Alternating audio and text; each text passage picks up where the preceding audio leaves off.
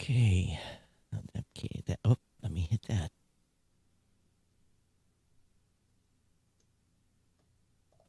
Get all my backup recordings.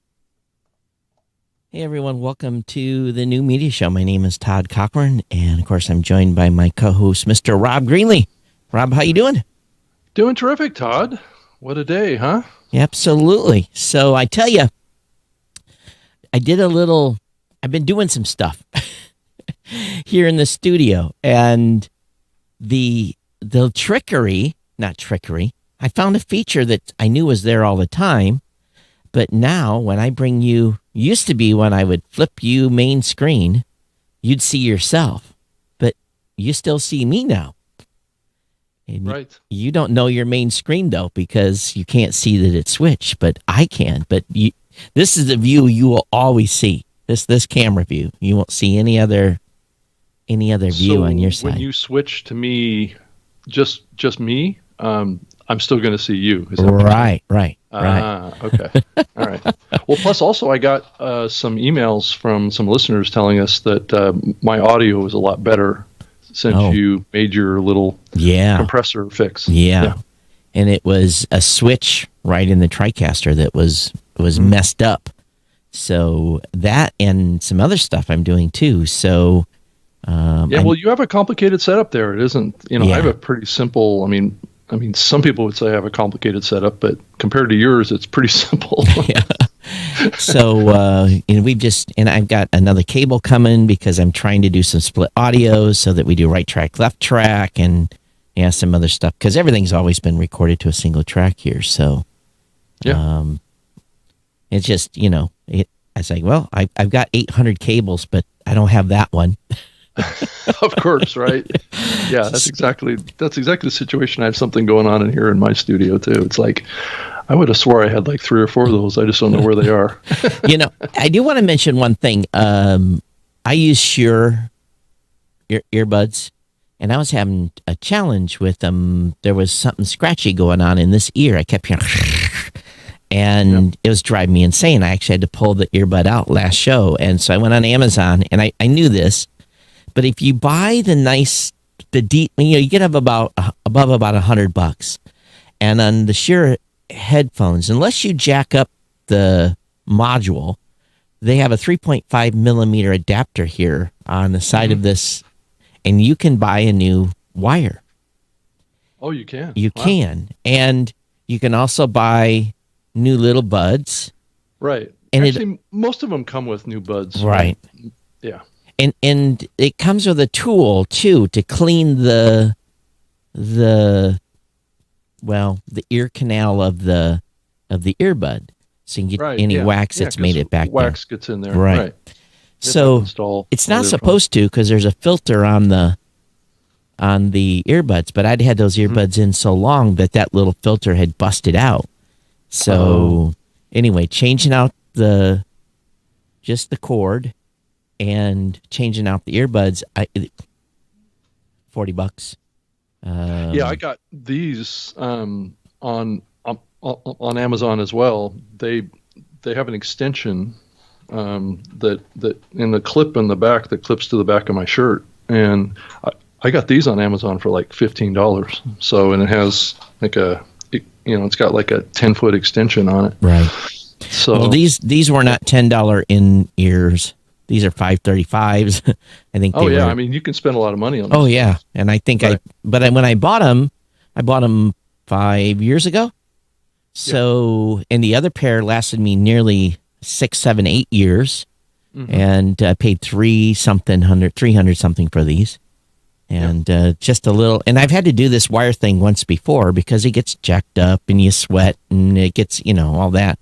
But anyway, so if you're a podcaster and you're making purchase decisions, little things like this, like the Shure in-ear earbuds, knowing that you can replace the cable and not have to replace the earbud. Right. Because I heard that scratchy thing. I thought, oh my God, did I blow out? Well, sometimes those connections kind of wear a little bit. And that's what it was. And in fact, and I connect into I just unplugged it. I connect into a 10-foot extension already. So So that's something, of course, I run over that with a chair, and invariably within about a year or so, I'll have to replace that cable. But Yeah. anyway, that's what's going on. So hey, I've a couple of things. So I want to talk about censorship. I want to talk about Anchor. Anchor got IAB certified. Yeah. No, I definitely want to talk about that too. Yeah. So, well, their blog post said a small adjustment.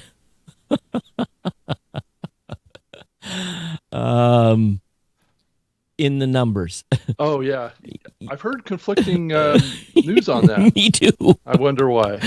And some people have seen as much as 80% change. And then there's others that claim there isn't. My numbers have gone up magically. Okay. All right. So anyway, and I think that might be the case. Here's the thing. Yeah, I think it depends on how your content's being consumed. Right. It's how your content's being consumed and where will depend on the adjustment. If you, yeah, we know that some, and the reason is because the spec basically takes into account and allows those peculiarly, can I say it? I can't even say it. The peculiar aspects. Yeah, yes. And I wanted to add a peculiarities to that. Yeah, that's a word. It's it like is a word. It's like Merriam-Webster and regardless. Yahoo! I still win. Yes, that's right. Vindication on that one. Yeah, and man, there's a lot of people pissed about that one. But anyway, and I'm happy. That just it kind of takes out all those functions, or takes out all those that weirdness, and it sets a standard, and that's why people see where they may have been getting 2, 3, or 4, or 5, or 6 from some devices. Now they're getting 1, and where other stuff was. So there's a little bit of a balancing effect, but we see it across our listeners too. Is from show to show. Now the numbers don't change, but we show makeups. I looked at a show the other day that was heavy browser. I couldn't believe it, but I went over their website and I kind of understood why.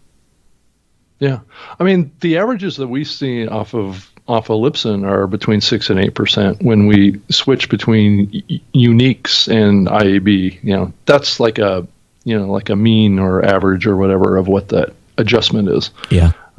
So it's not a big adjustment for many podcasters, and like we're hearing, it's all over the map for folks, and that's actually a good thing because it's adjusting up and down to be I guess say more the same across all of these platforms, and that's what we want in the industry. I think is commonality. Yeah. So anyway, that's kind of the news, and I didn't even know they were trying to get certified, and I don't know if they joined the IAB. They haven't participated in anything yet. Yeah, I don't know. I mean, I don't think you have to be a member, do you? I don't think no, but it's cheaper. Probably, yeah, right. So right. No, considering their budget, I would think, and maybe Spotify was already a member, and maybe that's how they.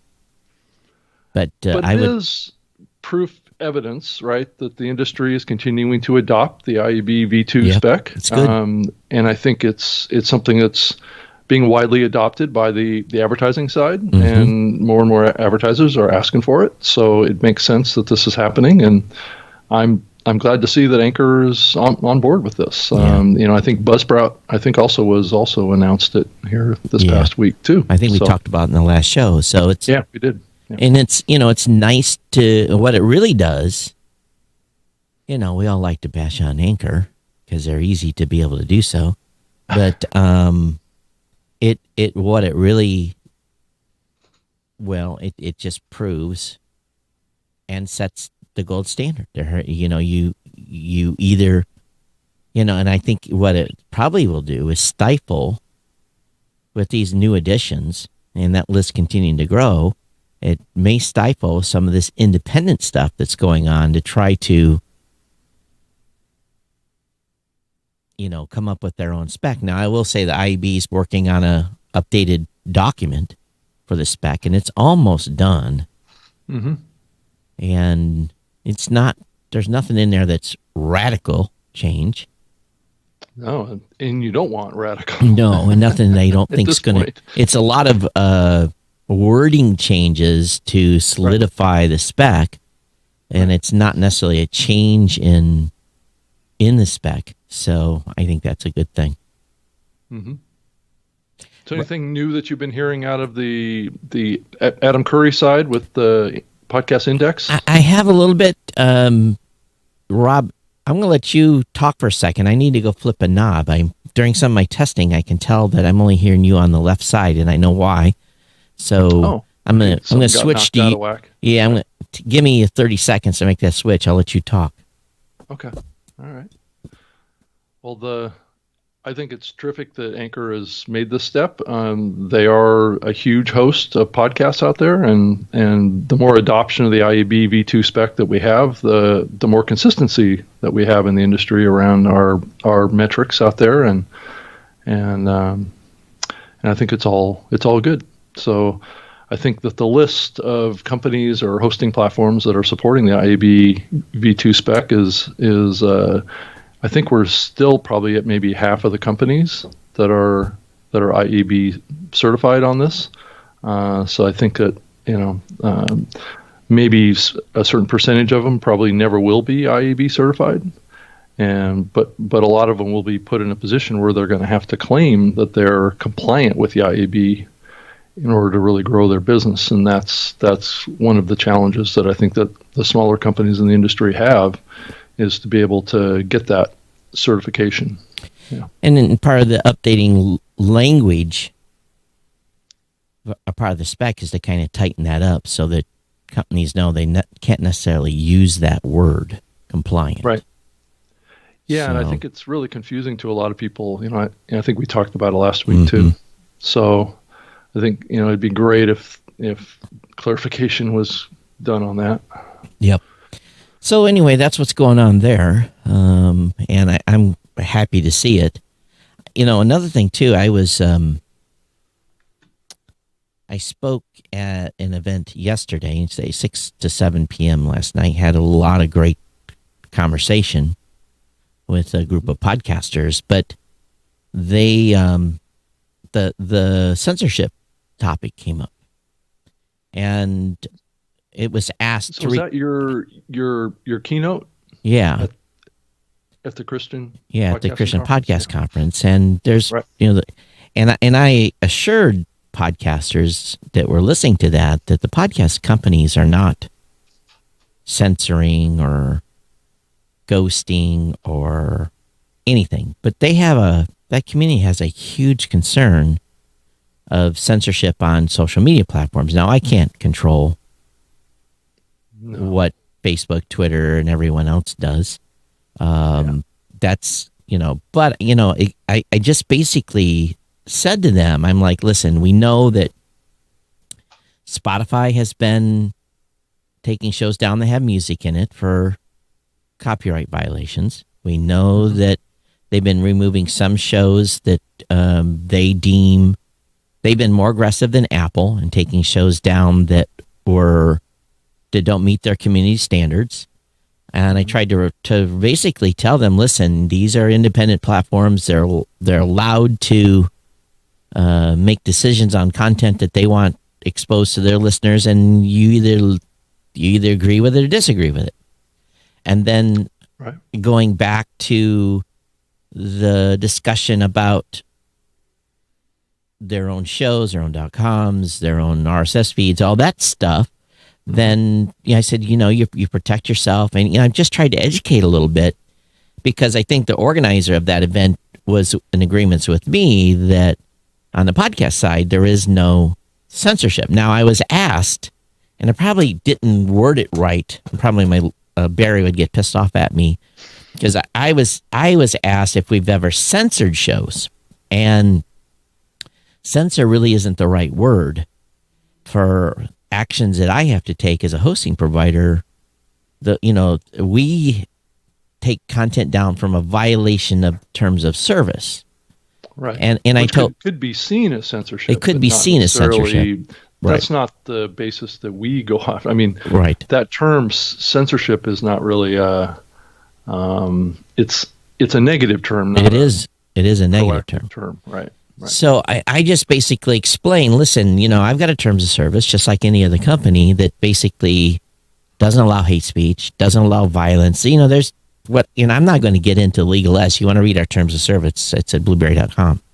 Right. And I think it's pretty self-explanatory. And I said, probably in the 15 years we've been doing business, I probably have had to remove on one hand the number of shows I've had to ask to go. And I explained to him, I said, I don't make that decision. I turn that over to legal. Yeah. Legal reviews. My legal team is very pro Second Amendment. Right. No. What's freedom of speech? Second Amendment? Or is that the First Amendment? I think it's First Amendment. Okay, Excuse me. First Amendment. I just triggered a bunch of people. I'm pro freedom of speech, First Amendment. And, so erase what I just said. First Amendment, okay? It was freedom of speech. Yeah. Very pro freedom of speech. And I said, the bar gets set very, very, very high. You are going to have to really have done something. Yeah. You're going to have said something so heinous or so shocking. And I said, that's really where and I'm even the one to say, okay, explain to me why we're taking the show down or asking this show to go somewhere else.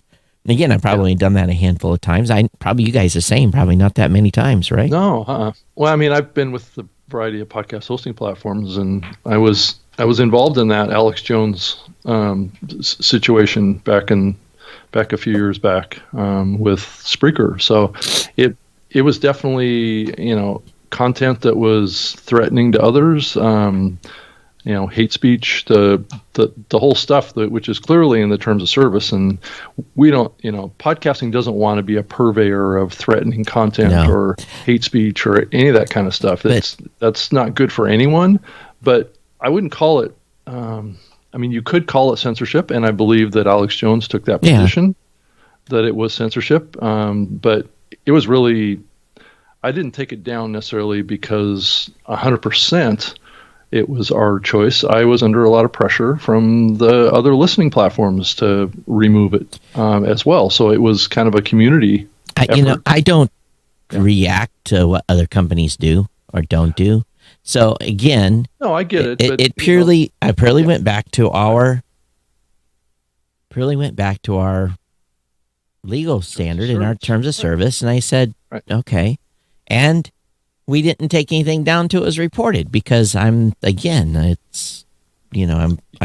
protection underneath DMCA. So, I didn't have any awareness of any of this stuff too. It always is brought to your attention from your community and people that are concerned. And there's a lot of other areas that get raised too around, white supremacists, hate speech, podcasts about those kind of things too, raise people's concerns in the community, and they put in complaints, and unfortunately you get pulled into those kinds of things.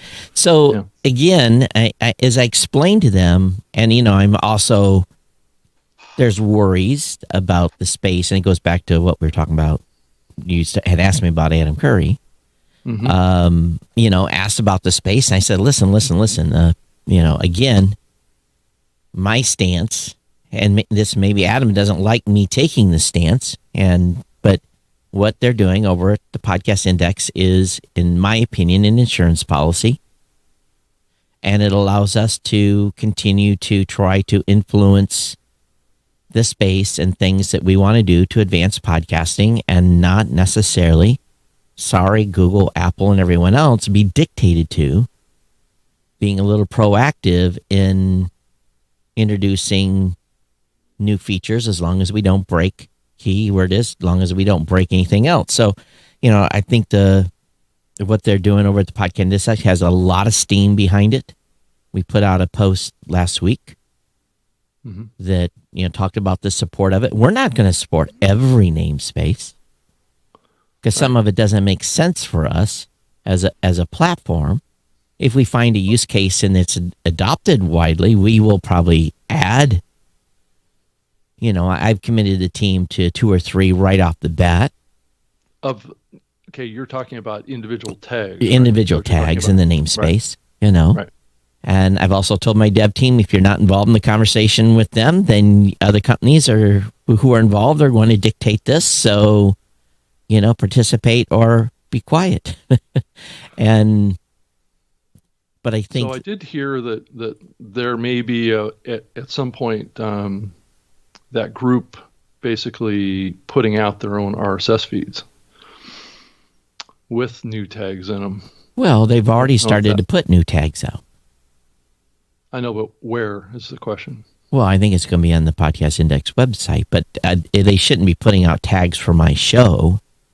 And I mean RSS feeds for my show, and I will definitely be one. Yeah, I don't believe that's going to... Adam would not do that.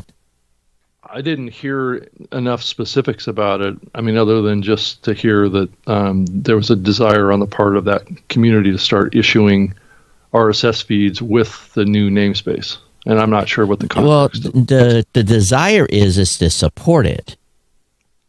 Right. So we're going to support some of those tags in PowerPress and on Blueberry.com. I got it. Okay. All right. We'll support those, but we're not going to break anything for Apple. This is purely additive. It's additive, right? In replacement of anything. Yeah. So, right. No, and I think that's perfectly acceptable. The question gets back to is adoption by the listening platforms, right? At the end of the day, it's great to have a tag with metadata in it, but if nobody's picking up that tag... Believe me, I've had tags for 8-9 years, and a matter of fact, here's the funny part. Angela said, those look like our tags, but just renamed. I said, well, we gave them our namespace so they could see what we had suggested. Be happy. Yeah. And I'm sure they were good ideas. So it's not Todd's tags no more. Right. It's the Podcast Index tags, and some of them were not ours. Some of them came from Cridlin. Some, they came from all over the place. Yeah. I think I was instrumental in getting the transcript and the closed caption tag added to the spec. There was 3 that I wanted, or two of the 3. Yeah. And, so there's just certain things I think is going to be good for us. And if we look at this news that came from Google, I think we talked about it in the last show a lot. We don't need to rehash that. Yeah. But some of this is needed for the coming tsunami of listeners that are going to be discovering these episodes. Well, in areas like transcripts, I think are a perfectly good one as we start thinking about trying to support ADA requirements, getting better access to the hearing disabled and things like that those are very positive moves in the industry. And then also, support for the visually impaired too is always on the table of things. And these are all the issues that could be addressed if we had a trade association for the industry that we could start, really coalescing a position on all these things, and offering assistance to platforms to help them become compatible with all these things too. Rob, go ahead and get it started. And, I don't want to be the only one that does it. Well, it's only going to take an additional 20 hours of your week every week to do that. So 20 hours you don't have. And here's the thing. Yeah. I'm just going to kind of put it out there. Todd and Rob can't do it all. We need some of you soldiers out there, some of you podcast hosting platforms, and some of you that are active in this space to take the ball here and. Well, and I have to say, Adam and that group is, taking proactive steps. I praise them for that. They are in overdrive. They are moving. They've already done phase 1 of the namespaces. They're moving to phase 2. Right. And they are throttled down. They are motivated. Yeah. And now, who's going to advocate for it? Well, you and I are advocating a little bit. Mm-hmm. But, we don't reach everybody. I mean, that's the perfect role that I would like to have. I mean, I did, take a pretty active role in the Podcast Academy, and I would prefer that other people kind of, do this as well, and I can just be supportive of it. Right. Would be my preference, because I don't want it to always be just about what you and I want. Right. and we, and don't, Rob and I are not so full of ourselves to think that we have that kind of influence. So please don't take it the wrong way. Yeah. We're just, right. We're just two guys in the space here. So, but, we do a podcast where we talk about this stuff. Right. There's not a lot of podcasts out there that do what we do. So that puts us in a position of, I guess, thinking about that stuff more. Right. And I think too, we've acquiesced for many years, or surrendered the expansion of the space to the corporate folks. And I think that we are seeing a little bit of a renaissance of what happened in 2004, when there was this collaborative effort to really build something cool that came to a screeching halt the day Apple announced podcasting support in, at the time, iTunes. Right. It literally, the innovation and cool things that we thought we could do back in 2004 ended. It ended. I mean, it just stopped. And I'm happy. As I recall, there was a lot of cease and desist orders going out back then too. Yeah, well, I don't know if that was, I think people were it contributed to it. But I think also at the same time, people said we've secured having podcasts on iTunes. We've won. I think that was, and me, I don't know, maybe some. Which is kind of funny when you think about it, because it's like the whole purpose of the medium was to stick it to the man. Right, stick it to the man. And we kind of, all of a sudden we rolled. The man comes in and we're like, oh. And we rolled, and we rolled over. And again, we're not disparaging Apple in any way, so let's be clear about that. Yeah.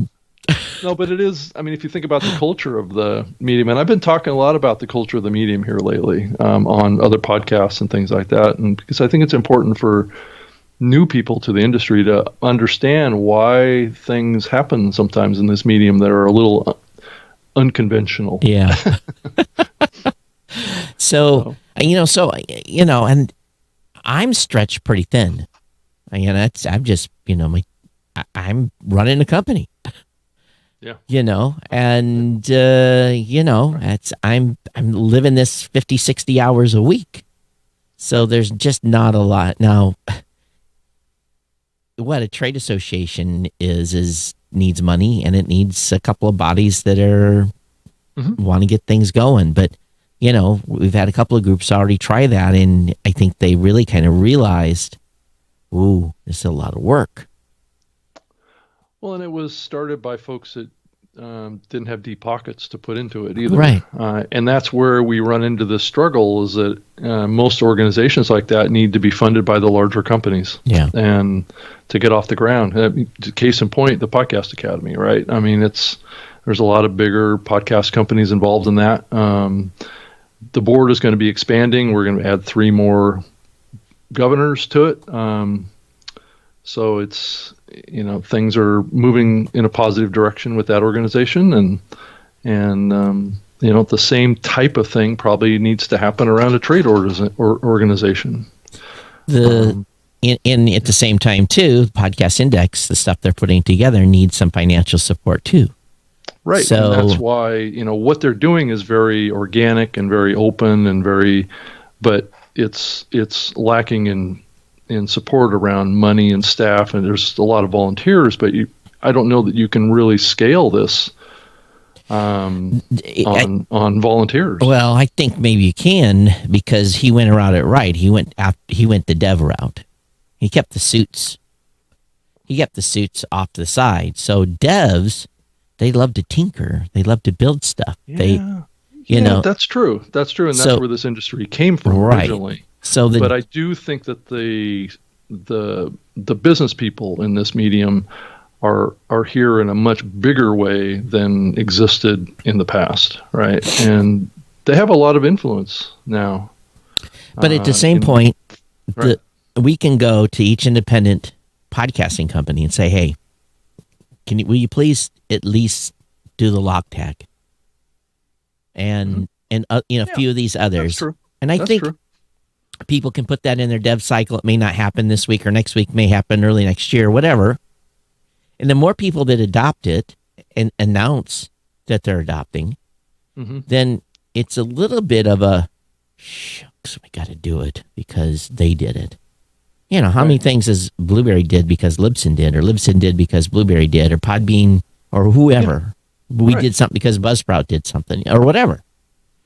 We're like, oh, that was cool. Think about it, right? Good ideas are good ideas. Right. And you look at the bigger players like Apple or Spotify or Google, any of these folks, now SiriusXM and Pandora, if those folks see a good idea around a new metadata field or something like that that's starting to be adopted in the industry, I mean, if it's a good idea, it's a good idea, right? I mean, and there's no reason why they shouldn't adopt it. I guess there is an opportunity here to make, an organic. And Apple doesn't like they don't like a directory that has unauthorized duplications of shows. Right. If they see that a show says locked, then maybe on their end they can think, okay, how do we make sure that this, again, it's not a perfect solution because you can still have someone just create a show. Right.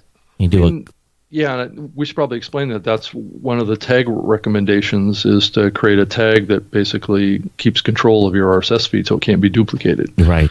So that, given the recent news on this issue, that would be a nice tag to have. So it's not, and it also, it's not going to stop someone from creating a secondary listing somewhere just rogue and creating a new RSS feed, and then it does slow things down a little bit, and makes it a little bit harder for those that are not as technically inclined or want to do the extra work. I think Anchor's change to their payment plan was a direct response to the situation that they had going on, or where they're delaying payments now on advertising. So, all right, yeah. So maybe this is the organization that the industry needs. Maybe we need to support Adam more in what he's trying to accomplish here.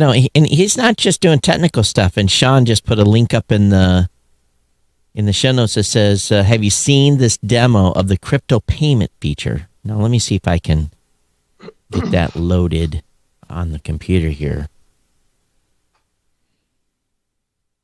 Adam bought Bitcoin back when it was like $3, so he's done okay in the crypto space. He didn't have a lot. He bought some pizzas with it, just like I did in the early days. Let's see here. It's been quite a roller coaster ride. Okay, so he's got something called Okay, so let me. So are you going to pull something on the screen? Oh, it's a demo. He's actually got. Let me see if I can bring this up here. Let me get the right screen. Yeah, it's actually talking about podcasting 2.0 and the crypto demo that's in there. So they're trying to make it so that not only will he's going after. It's smart, Nick, because if you think about it. When you buy an app today, it's a one-time payment that goes to an app developer. They have to continue to, unless they have some kind of reoccurring model where they get some money every month, which most don't, the app developers are really not incentivized to add features because there's no money in it for them. So some of this crypto stuff is he's designing is to help not only the app developers have a sustainable model, but also have podcasters have a new potential revenue place for people that want to use, want to use the space. He says, right, if he can convert 1% of the folks to Podcasting 2.0 at $1 per hour pledge, potential daily flow is about $1 million with 1% of that going to app developers. You have to listen to this and understand what he's doing. So this demo, it's actually an MP4 file. It's a video file. It goes through what they're doing. And I'll try to link to this in the show notes so people can go and take a peek. And just, it's just one thing. And he's trying to figure out not only how do we make the space more sexy, but how do we put money in podcasters' pockets and developers of apps' pockets to keep the machine moving and growing. And he's got it laid out here. You can watch it. So I don't know. Again, this is all experimental. We're going to see if it works. I think cryptocurrency is a challenge for most people. I don't think most people will make donations with cryptocurrency. So you got the Patreons, you've got the PayPals of the world, you got Square. I've got both a Square and a PayPal account. I process a lot of stuff through Square for my business, but I don't know. We'll see. But he says Podcasting 2.0, why? Free podcasting from corporate control.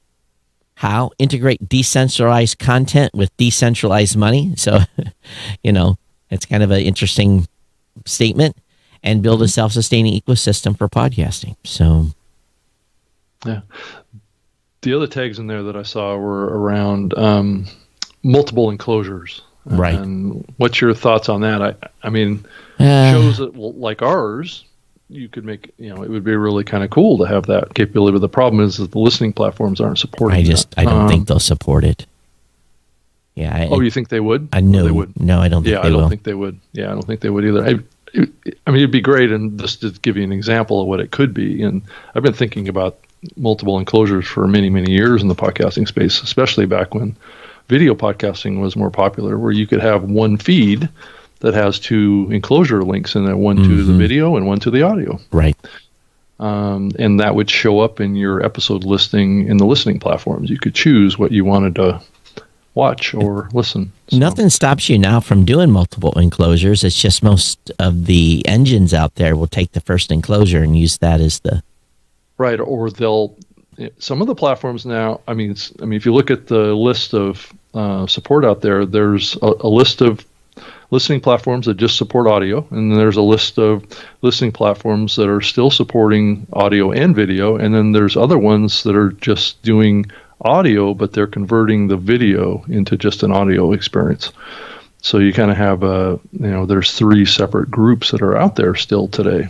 Yeah, I did a demo to someone the other day that made him realize that a PDF can still be used as an enclosure, and they were blown away. A Word doc could be put in as an enclosure too, right? It isn't going to be picked up. It used to be picked up very easily by feed readers, but most of the listening platforms don't really support that. Yep. So anyway, I guess that's what we'll see what continues to develop out of there. And they've got a show that's called Podcasting 2.0. It is not on Apple Podcast. So the only way you can subscribe to it was with an RSS feed. So, that's kind of a statement. Yeah, I don't think don't get the impression that Apple's blocking access to that. I think he just didn't. Purely, they just don't necessarily want it to be over there. Yeah, he didn't submit it over there, right? Right. Robert said, "I sent a donation, Adam, with more to come." So good. So I think this is those of you listening maybe found out it independently, but podcastindex.org, the place to go look at it. But I need to watch this video that Sean sent me. It's 5 minutes and 33 seconds, and it talks about the Podcast 2.0 value and what they're doing. Well, it'd be good to get Adam to come on a fairly regular basis to give us updates on what's going on too. Yeah, I think that would be great if we could do that. And so, Todd, I wanted to ask you, and we can dive into this a little further or not. It's kind of up to you. But what's going on with you and and your platform around music these days? We're still getting a takedown here and there from Spotify. I'm not seeing Just from Spotify. Yeah, most, but it's RIAA actions sent to Spotify that come back to us. Mm-hmm. So, we're not actually the ones. Okay, so right, yeah, it's the media's on Spotify. We get the notification the media is being taken down. That, and then we have to go then look at. Well, we don't have to, but we go look at those episodes ourselves. Yeah. It's not as it goes in burst. So I don't think that I've seen too much other activity, not like it was earlier in the year when we were getting 5 a day. I think they cleaned everything out. Do you happen to remember where those takedown requests were coming from? Do you remember? It was from rights holders, but I'd have to go back and look. I don't know. I don't think they were RIAA. I think they were specific labels that had a specific company doing stuff. Again, I'm not, I get the notification, and then the legal and the tech team take care of the action. So it got to the point there I wasn't paying it too attention. Are you guys still seeing a lot come in? Well, I mean, it's a steady stream of coming in, but there was a session at Podcast Movement Virtual that was about music and podcasting, and there was a company there called PEX. I don't know if you recall, many months ago they announced that they were going to be scanning podcasts, looking for copyrighted music on some of the major listening platforms. What is their domain name? Is it P? It's what is it? Is it PEX? It's PEX.com. Oh, PEX.com. Yep. And these folks have created, or in the process of creating, a complete catalog of music, video, and podcasts signatures. And so when I say signatures, those are audio signatures. Right. So when they scan the music, they have a digital voice, or not a voice, but a digital signature, right, that can be quickly identified. It's almost like a fingerprint. Yeah, right? it's a CRC value or something. Yeah. It's like a pattern that the computer picks up when they play something, and then it's quickly matched and those kind of things. So that's what this company is doing. And I'm hearing that over the next 6 months, things are going to get a little more serious around it. So I just wanted to raise that topic that this company is pretty aggressively looking to do some music licensing around existing content, and proactively looking to the future to license podcasters that are utilizing music that can be identified. The license or punish? Well, that's the balance, right? The question gets back to is whether or not they come at it from a punish first, or come at it from a proactive approach, was identify and give opportunity, right, to license, right? So you have kind of two ways that this can go. And that's, I would hate for it to happen where it's just a punitive thing, right? Where they come in, they identify a bunch of copyright violations around music in podcasts, and they just send out, and it becomes a legal thing, right? Lawsuits, fines, all this kind of stuff, versus looking at the podcast content and identifying what's in there, right? Yep. And then offering different levels of opportunities to license whatever's in there, right? And there may be opportunities to license things that have no cost, right? And then there's things that maybe have some cost to them, depending on their duration, whether or not they're complete, whatever, almost like a report that's given on a per episode basis, right? So this is the concept, right, that's being discussed. And I don't really want to go too much into much more detail on that, other than I just wanted to put it out there that this is coming, and that I believe it's going to, if done proactively versus, litigiously, would be a much better approach. And I'll just say that I'm encouraging them to do the latter, to be more proactive about it. And I believe what we don't want to see happen is the litigious process to discourage podcasters from using music in their podcast, because then that's a lose-lose, right? It's a lose for the audience. It's a lose for podcasters. It's been a lose-lose for years, because there's no right. We've been asking for a gateway for music. Right. And so what's being created here is a pretty powerful tool that can it's a balance between creating opportunity to get the music, right, that can be used in the content, and then it's also a balancing job of music that's captured in other ways. So right? Are they going to be coming to the content? Right? So are they going to be coming to companies like us and say, adapt our technology so that we can detect? Yeah, probably. At what cost? Well, I believe it's very early in this process, but I'm just putting it out there just as a warning to the industry that this can either go one of two ways. The copyright holders have legal rights, and you know how that goes, Todd. Absolutely. That doesn't always go well for content creators. No. So the last thing we want to do is get in a situation where a bunch of podcasters have to take down full episodes and get hit with fines. Well, here's the challenge. Right. It's the fines are it's Napster. The era of Napster caused downloadable media. Right. Anytime you offer a media file available that can be downloaded, the fines are just incredible. I mean, they can be, right.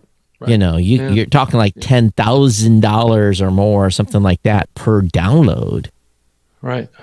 So if they go about it where there is hey, we see you've got some music in there, that's there is a rights holder for that, and they'd like to get paid, as they rightly should, for that content. But the worry I have about groups like this is that music I had permission to play 5 years ago, who is now a mainstream band, that permission can be literally revoked, especially if the band signs and whoever controls the copyright on their platform. So podcasters that played that music before, legally, you better have your paperwork in order, or an email from the band or something saying, hey, we give you the permission. And that's what this platform is trying to create. They're trying to create a profile for each artist and track, right, around what the current rights are for that, and then evaluating it based on its use. So it could be a pretty complex scenario that varies between copyright holders, and that flexibility is in the system too. So, my comment is back, well, that's the punitive side, right? What's the proactive side? The proactive side is the podcaster needs to know, it's almost like a marketplace, right? The podcaster needs to know what the costs are for doing certain things, right, with certain music, right? And if they choose to do that with that particular music, then when they get, a report back saying that they owe, $5 for that or $2 for that. Well, that's the same thing Douglas is trying to do. Then it won't be a surprise, right? And it won't be a punitive thing. Right? It's the same thing Source Audio is trying to do. Yeah, it is. And these guys are a little bit of a competitor to Source Audio, but the big difference with these guys is that, and I don't know if Source Audio is doing this, they may be, but it's the digital signatures. These are not what they call, the digital fingerprinting, or it's not like they're embedding any content in the music that specific content. Right. gets picked up by the They computer. know the signature of the music. itself. Yeah. Right. So there's nothing embedded there, like metadata that identifies it. Right.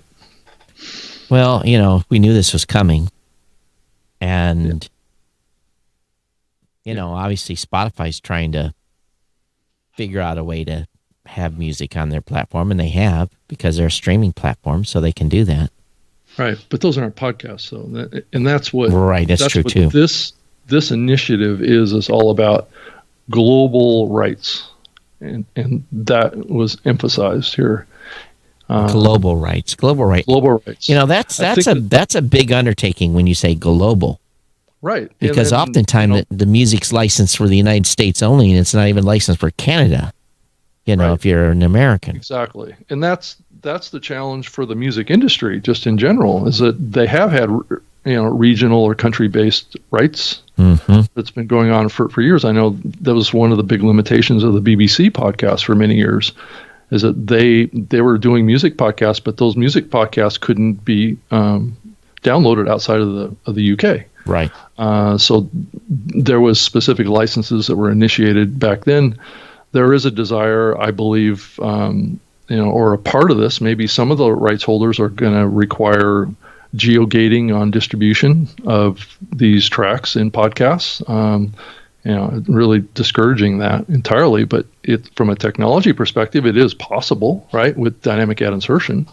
But I think it loses the average podcaster is going to have to go in and set up geo-blocking. That just automatically almost eliminates everyone, because that is not necessarily inexpensive. Well, and it's not available to everyone. And to get it set up and to get, it just messes with the content too much. Randall says, I paid for unlimited license for the theme music I use. Can Plex determine this somehow, or would I have to provide proof that I paid for it? I guess it all depends. Well, I've got a little bit of an answer to that. There are platforms out there, like the Epidemic Sound, Royalty Music, Source Audio too, same thing. Yep. Yeah, exactly. That you can get access to music today to use on a global license.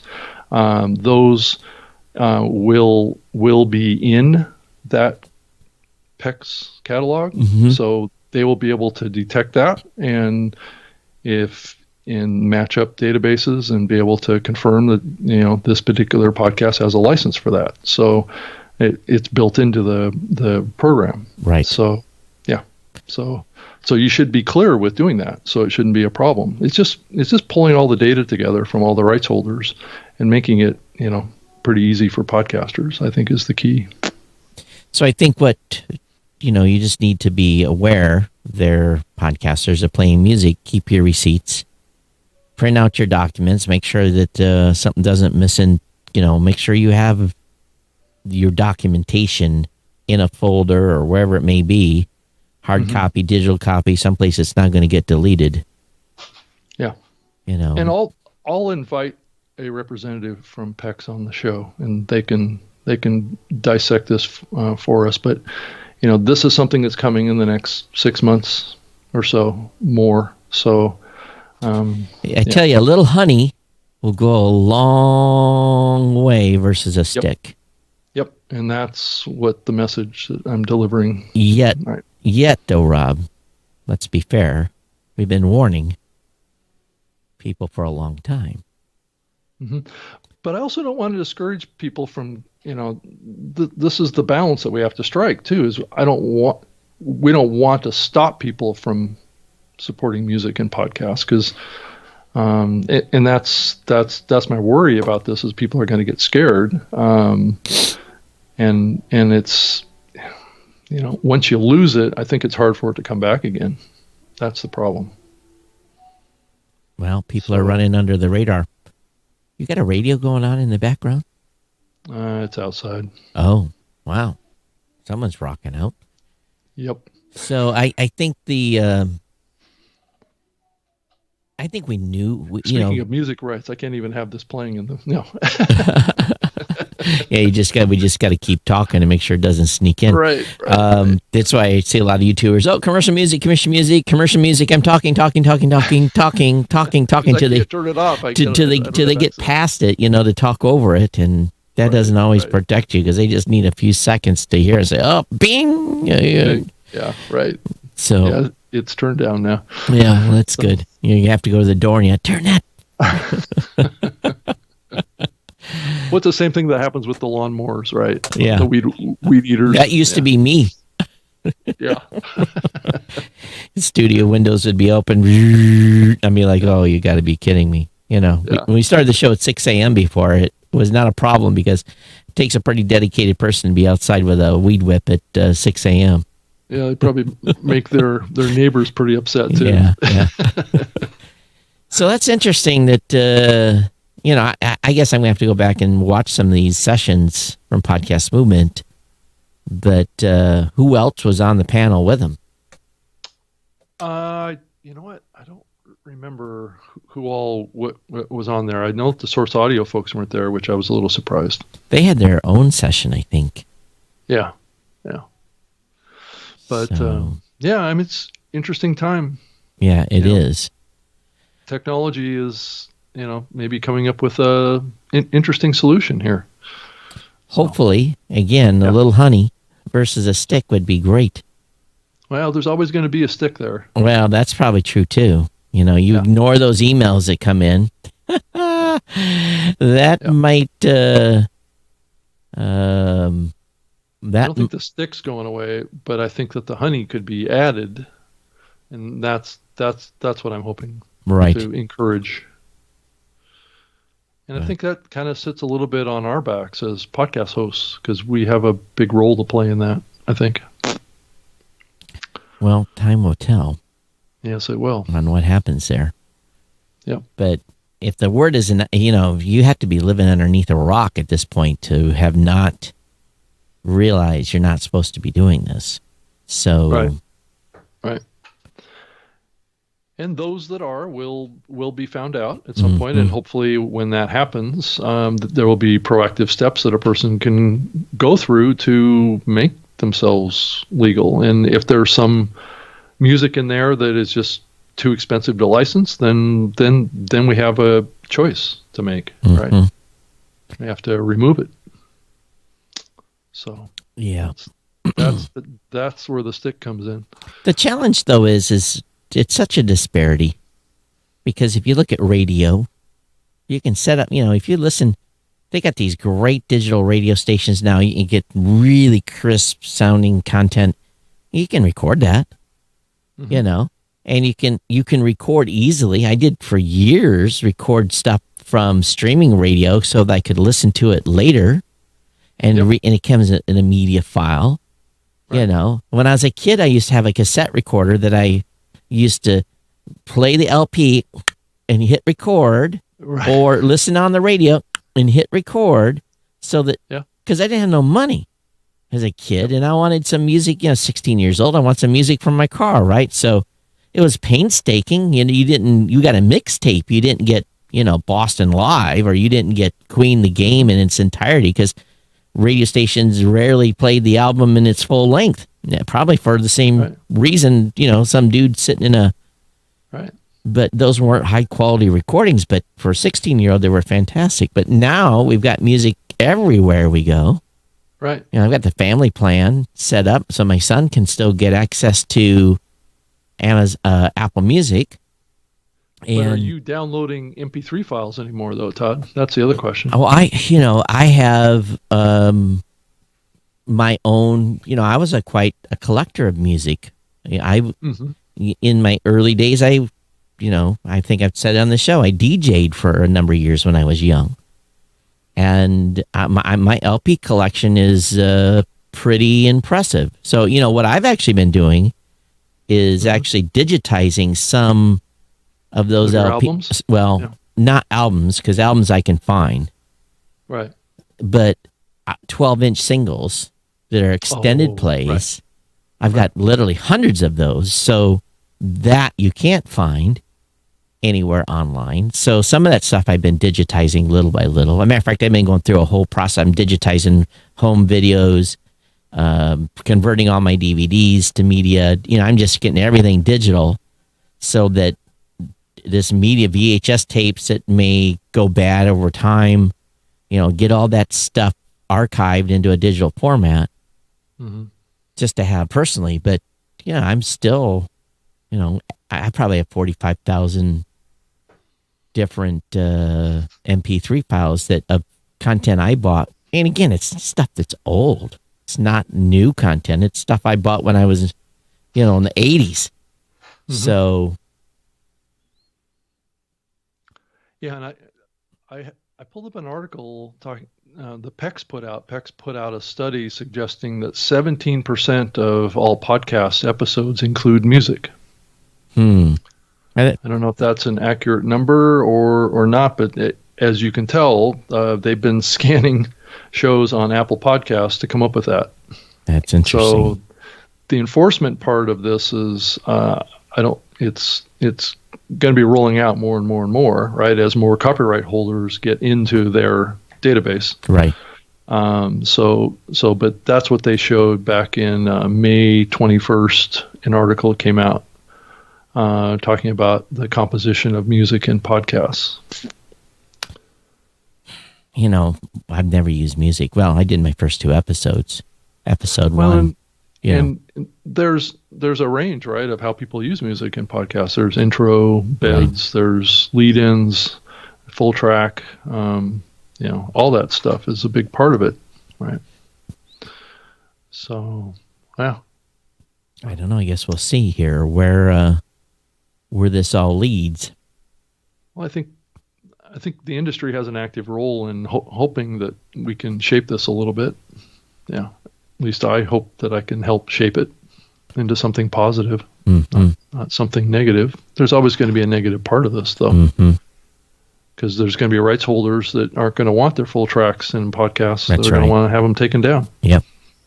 Because and the podcaster may not be able to afford to pay the music rights. Right.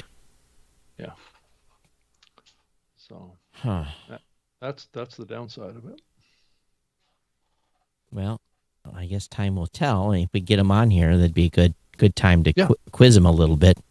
Yeah, I'm not sure when that timing is good for them, but I will find out. Yeah, because they could be very quickly become the enemy of the state. Right. Yeah, I don't want that to happen. Yeah. Yeah. That would be destructive to our industry. Yeah. All right. Well, I guess we'll see. I don't know. I guess we'll find out. Yep. So anything else that happened? I just I continue to talk to podcasters, and this ongoing theme that you and I've talked about for years about how do they grow their shows continues to be top of mind. It's like I'm doing website audits and show audits and trying to give them ideas on how to get out there and be found. And it goes back to the conversation we had a couple of shows ago about how do we surface some of this good stuff to the top that may not be getting surfaced currently. So, that continues to be in the back of my head a bit. We're going to start doing more, making sure that we're showcasing shows that we can at Blueberry. I know you guys do that somewhat at Libsyn too. So, but then again, it's hard.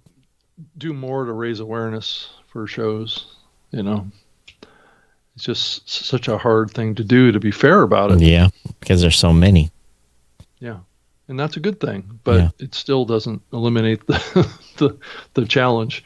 I thought it was interesting that Connell from iHeart was quoted in saying that the Spotify accounts for somewhere between 5 and 12% of listening to iHeart's podcasts.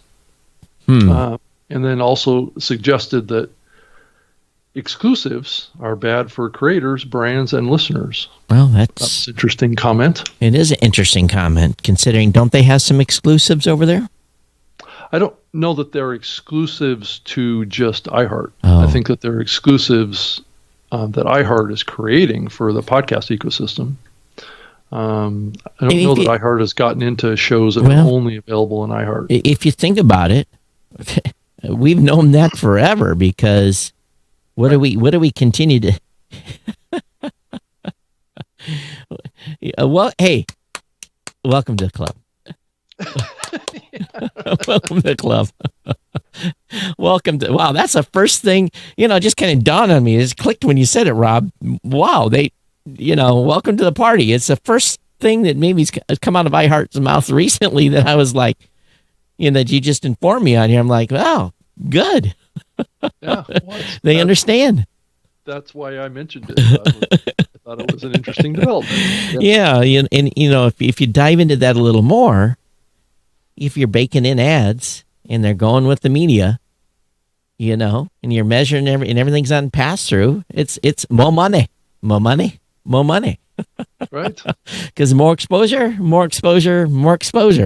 Larger shows are a good thing. Right? Yeah. So they're good for everybody. They're good for listeners, good for brands, good for the advertiser. Everybody wins when shows scale. It's all cool to the Spotify's and the Pandora's of the world start wrapping wrapping advertising around it, though. That's all. Then we'll see what he has to say. Right. Yeah, right. Where does the commentary come in then? They're like, well, it does raise. This whole music conversation in relation to the music streaming platforms is an interesting conversation, right? Yeah. If you start thinking about podcasts getting licensed with music, and then that podcast is then available on iHeart and available on Spotify and all these music platforms. What is the role or responsibility in that area around music licensing? And maybe Todd, I want to throw a more positive note on this too, is that I believe that there's discussions happening around free licensing for promotional value. Awesome. So as it should be. That's on the table, from what I'm gathering, around UGC content, which is user-generated content. Mm-hmm. There is a perception that music is, somewhat of a commodity, and that there's a certain amount of promotional value that can happen on small podcasts that are not making money, right? Mm-hmm. That are making music available in those as promotional exchanges. So, who knows where this goes? If we're proactive and positive about it and sharing the unique value exchange that happens here, maybe things can turn out the way we all want them to turn out. Right. Yeah. Huh. Well, yep. I think that there's it's interesting. We'll see how the change happens, Mm-hmm. And we'll see how it goes. Yep, exactly. I got distracted here. I just saw something. I was just like, I need to put this over in the chat. Isn't that horrible? But so anyway, I guess from the I don't think I've got any more gems on what's been going on in the space. So, well, I did see, pulling from Pod News, which is always a great resource, James Cridlin. I thank you for what you do every day. Your dedication is incredible. But he does pull some interesting gems out of the industry at times. And one is here. I don't know if you saw this, Todd. Westwood One owner, Cumulus Media, says podcasting revenue was up 50% in the last quarter. So the network achieved 102 million downloads in September, up 47%. If you think about that for a single network, that's pretty impressive. Yeah, it is. Takes a lot of indie shows to get 100 million downloads. And if you consider what's happening to radio, and I believe Cumulus, is the second or third largest radio network to have success like that happening in podcasting for them, considering what they're facing and what they're seeing happening on the broadcast radio side, is maybe explains a little bit of why some of these platforms are making such aggressive moves into the podcasting realm. Right. But it's interesting that on the opposite token, the article about Megaphone is losing money. How is that possible? It said podcast tech host Megaphone is still losing money, but revenues increased significantly in the first 9 months. So, Todd, I think one of the big reasons, and I believe this is probably a little bit of a factor for Art19 too, is that they don't have the scale that Libsyn and Blueberry have as far as the number of shows, right? Yeah, well, but they're not just a hosting company too. They do other stuff. Well, they're trying to, right. Yeah. And I see a lot of companies getting funding, a lot of podcast startups getting lots of cash. Well, 2 million here, 1.5 there, 3.2 there. Those are usually angel investors. Right. But still, that shows that there's an active amount of money coming in the space. And I'm fielding calls probably 2 times a week from people that are looking to make investments in the podcasting space. So people are on the hunt, Yeah. And my answer to them always is, you come with enough zeros, anything's on the table. Well, and local podcasting is starting to bubble up too. There is a new company started from one of the founders of Slate podcasts that has launched a network that we're going to be hearing more about, I believe, over the next couple of months, called CityCast. That is, it's not like this hasn't been tried before. I tried it. In contact with we tried 3 it. or 4 different companies over the years trying to do the concept of local content. That's the first thing we did in 2005. We tried that. You were a little early, Todd. A little. Just a little. For those that don't know, the first site Raw Voice had was Podcaster News, and it was a site that was designed to have regional or city news snippets, sports, tech, home and garden, lifestyle, whatever. Bunch of shows are surrounded around a community. And we had 40 or 50 shows that were participating, but they had just no scale. Yeah. And there was, because the audiences then were truly micro. Right. I mean, look at any given city. What's the penetration of podcast listening? It's pretty small, right? But in all honesty, though, if you have a city or some focused show that's on a community, I think you can do pretty well. You don't have to have 100,000 listeners. You can probably make a pretty good living off of 10,000 on a local community, because you can then go after local advertising. But that's one of the big reasons why radio is struggling right now, is that there isn't a lot of local advertising right now. Yeah. Because a lot of small businesses have been put out of business by the pandemic, right? So, and people aren't spending as much time in their cars, so they're not listening to as much radio. So, that's what's hitting radio on 2 fronts. I listened to radio before the election, and it just pissed me off because it was just ad after ad after ad after ad after ad after. I mean, just I hope they filled their bank accounts, because. Well, it just speaks to who their audience is. I mean, who they care about the most, right? And it's the advertiser. Yeah. It just it was. It was a left ad, right ad, left ad, right ad, left, right. It's just like pack. It's just like, oh my. And that's why the audience listening is doing this. Right. All along the way. And I said it before, when I was living in Hawaii, I wasn't exposed to any of this because they don't advertise in Hawaii because they know how they're going to vote. So. So. For me, it's been quite a wake-up call here this year, being back here and having to be exposed and, brain assaulted. So I've got a great plan, though, Rob. You do. I do.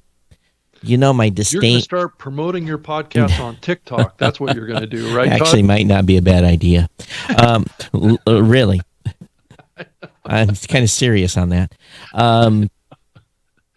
Because that's the only place you find what's really going on in the world. Right. Is on. It's almost true. I've got an account over there. I'm not currently using it. But as long as you don't try to bias your stuff too much, you get a pretty good feel of what's going on in the world. But anyway, my disdain for the mainstream media. I have absolute. Doesn't matter. Doesn't just name the 3-letter or 5-letter network, and it's, to me, they're all dead to me, right? So on the right and the left, right? Absolutely, everything. Right. I'm done with all of them. Right. Because what we should do is we should boycott all the advertisers to all those mainstream media platforms, and just make it clear we're not going to support any of the sponsors, and make the respective political parties pay for those networks, because that's all it really is. So just make support News Nation, right? I have no idea. Everyone's got a bias. Yeah, it's a new network that was formed called News. It's a program called News Nation, but it's on WGN. It's and what they tried to do was create a unbiased news. That is actually commendable. Right, exactly, and I think they've been fairly successful. I've got it on my phone. So this just boycott completely all mainstream media advertisers. Suck the life out of them, and then make the political parties. Because that's all it is, and that's about as political as I'm going to get on this show. Right. Well, it's all entertainment, right, Todd? Don't you feel entertained? No, I don't. I don't. No, my anxiety and stress go up. Right. Any program that could be a form of entertainment, right? No, it's not. It's mind control. Yeah, there you go. Right. So, that's my opinion. Just like all politicians, they should have term limits and be fire them all. And there you go. Clean slate. Right? Clean slate. Yep. Start all over. Yeah. It'll never happen. Yeah. But it's wishful thinking. Yeah. But I'm not. I'm just. I truly had to turn the television off. Yeah. And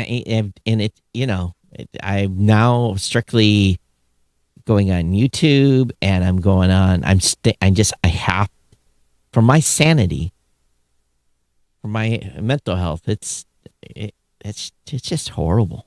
It's, in my opinion, it's horrible, because they all lie. Every one of them lie. So right. And they have their own agenda. So that's why I say just boycott all the advertisers, and make the respective political parties fund their operations, and just be done with it. Mm-hmm. If you think about it, it's probably a pretty good idea, but I think the socialists would like that. Yeah, I'd like to see I know that we have listeners outside of the U.S. I would love to see the country come together a little bit more. Not going to happen. The red and the blue is getting a little old. It's not going to happen. Yeah. So just that's gone for a while. But anyway, podcasting is your retreat. It's a retreat. It is. It's your escape from reality, right? Yeah. As a matter of fact, on my Geek News Central the other day, I said, "You are listening to a political-free show. Let's go." And I did. I didn't bring any politics whatsoever into the show for 47 minutes, and give my audience what they come to listen for, the content and they don't want to hear my opinion. On a tech show. And people in this audience probably don't want to hear our opinion either on politics, but it's, I think there's a time and a place for it. And if you have a podcast that's not related to that, just leave it at the door. Because no matter what, you're going to piss 50% of the people off, and you may piss 100% of the people off sometimes. Right. Depends on what you say, right? That's right. Hey, Todd, I found this this article, and the title of the article is 7 Signs It's Time to Invest in a Professional Podcast Studio. Oh, really? Really? I really hate that sort of an article. Yeah. Because It's so a little what? too generic. So what are the 7 signs? Number 1, when you get a higher profile guest for your podcast, you probably want to come across as a higher end type of thing. Uh-huh. Number 2, when your following is growing. Okay. It's a little odd. Okay. When you want to level up your audio experience. Okay, maybe that's I agree with number 3. Number 4 is when you start to feel overwhelmed. I'm like, okay. So it says we see so many podcasters start their show as a side hustle or hobby and get overwhelmed when it starts to grow up. I'm not quite sure how that maps to having a professional studio. All right. Okay. The next one, number 5, it says when you start generating revenue.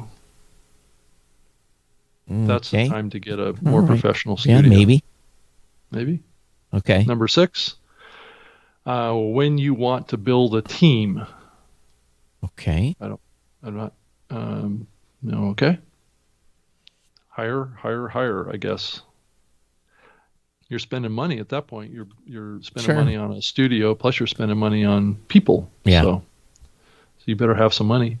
And then number 7 is when you want to become part of a community, which I don't understand that one either. I guess if you want to do more live stuff, might be. Yeah. That would be the only other. That'd be the only thing I could think of. I understand that up in the game. The reason I invested heavily in my audio chain in the early days was purely, and it still wasn't the best. It was purely about saving time. Quality in, maybe the content isn't quality, but the audio quality in, get as high of a quality product in, and then it was part of my no editing strategy. Right. So, I would say the change to this microphone that I made this earlier this year, after, begrudgingly giving up my beloved condenser mic, probably was a good change. But, it's just like... Why was it a good change for you? I mean, I've had a lot of experience with condenser mics, and they sound terrific. Yeah, I think just this mic, this SMB7, does well for me. So... as far as your voice? Is that yeah. And as an example, I pulled out, I've got a PR40 from 2005. It's been in the box since 2005. And yeah, but you don't like it, right? Well, I pulled it out because I was thinking I wanted to be able to use the front office more for doing interviews and have to fire this whole thing up and have a better quality interview mic-wise, because I was wearing a headphone with a boom mic, and every once in a while it would crinkle. You're hearing noise. It just, I had a guest on that said, "Hey, I'm hearing a feedback," and so I just, I put a boom arm on the desk and put the PR40 on there, and maybe I'm gonna have to buy another SMB7 for up there,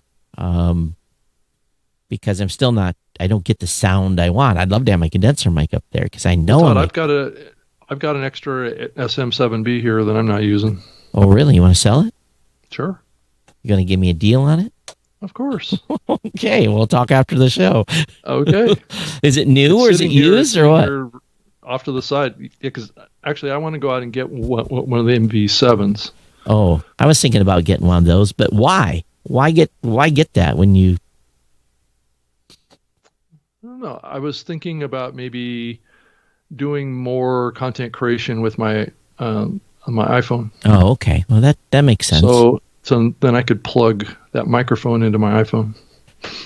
Yeah. So is it new, the one you have, the SMB7 you have, or is it used, or what is it? I bought this one Actually, I have 3 of them. Actually. Wow. But I've had them for quite a few years now. So, it's just an option, and I'm not going to sell my PR40 because it's a low serial number. It's in a wood box. It's probably a collector's item. Mm-hmm. And actually, I got it. You got that back in 2005, 7, something? 5. It came from Bob Heil too. So, because he sent me one for an interview we did, and I never really loved that mic. Just didn't have the voice for it. Yeah. So, that's the reason I love I'll be honest with you, part of the reason I love the Rodecaster is it has a piece of digital gear in it that I actually have analog gear. I've got a box here in my analog stack called the Big Bottom, the Aphex 204. And when I saw that they had adopted the Big Bottom technology in the Rodecaster, I was just like, yes, because I love the Aphex 204 effect.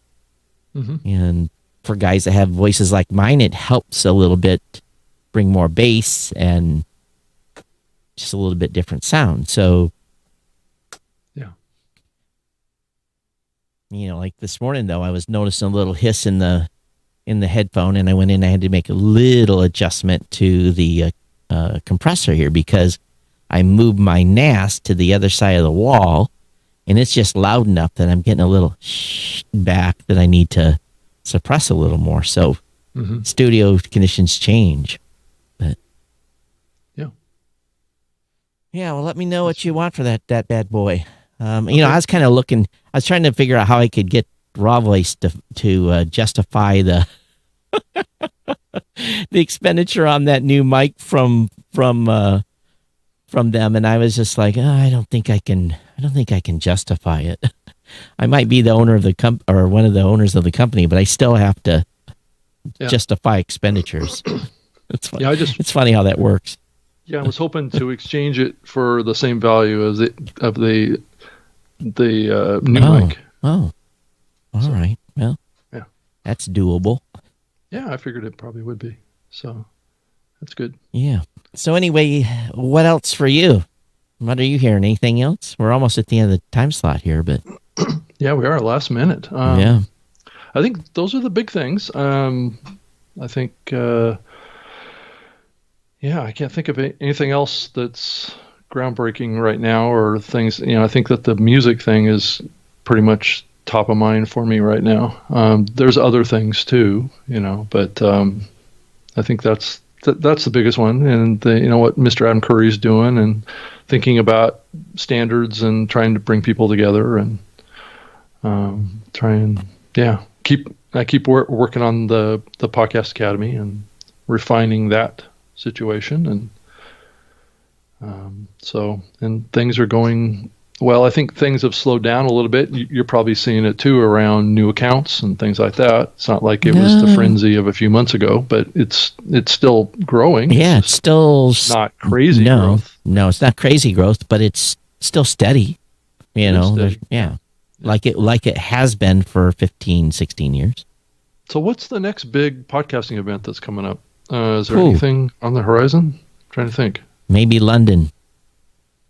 Oh, the podcast show? Is that what you're talking about?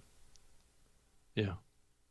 That's the only thing at this point, and I'm actually kind of glad we're out of, because I've been busy doing, preparing presentations and I've built 5 new presentations in the last 2 or 3 months, and it's nice to have those in my back pocket, but building a presentation can, I think I spent probably 12 hours on the last one. So, for 30 slides.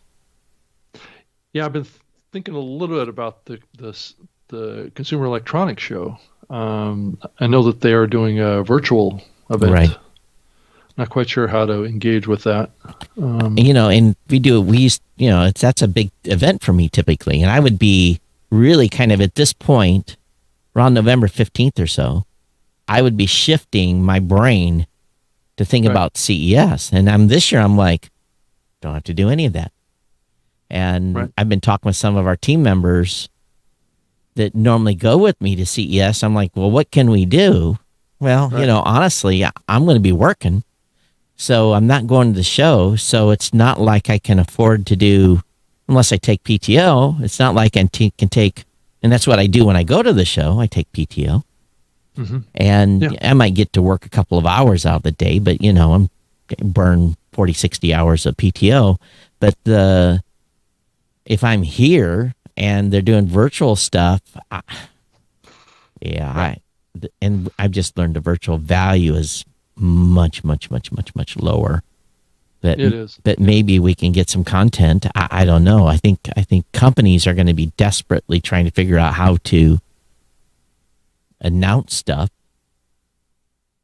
and It's all then going to be done online. It's going to be virtual events. It's yeah, going to be live so events. It's going to be all that stuff. Samsung will probably have 3-4 days of live. Sony's going to have 3-4 days of live. Who we usually go there and pick 2 or 3 things to talk about, and Mm-hmm. or have one of their reps come and how am I going to pick? Our goal of that show is to go and pick the diamonds in the rough. And it's just going to be no way to do that.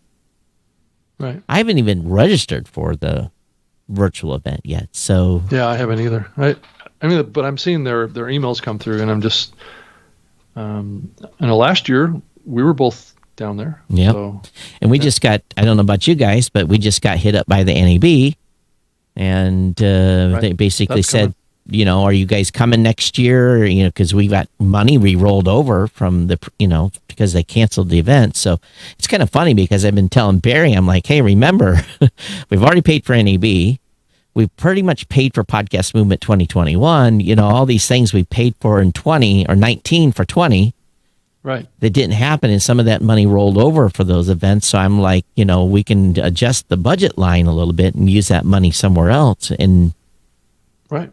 so Just where? yeah, where? I got a pretty good idea where to spend it. Okay. That's good. Yeah, it is good. But Yeah. anyway, talking too All much right. stuff Well, here. I think we're at the. Yes, we are. I'm Todd at blueberry.com or at We've Geek maxed News. our listeners out today. Yeah, we actually did pretty good. It went from 7 or 8 on Facebook down to 3. Now we're back to 6. And then YouTube's been pretty steady. So if you didn't check in on Facebook, please do before you go so we know you were here. So have you looked at our download numbers Actually, recently? I haven't. I haven't even looked in a month and a half or so. So I need to go take a peek. Isn't that Right. funny? You don't really worry about the stat. I'm not a stats junkie like I used to be. I used to be in there every day. You got lots of other stuff going on, so it makes sense. So, Rob, how can they reach you?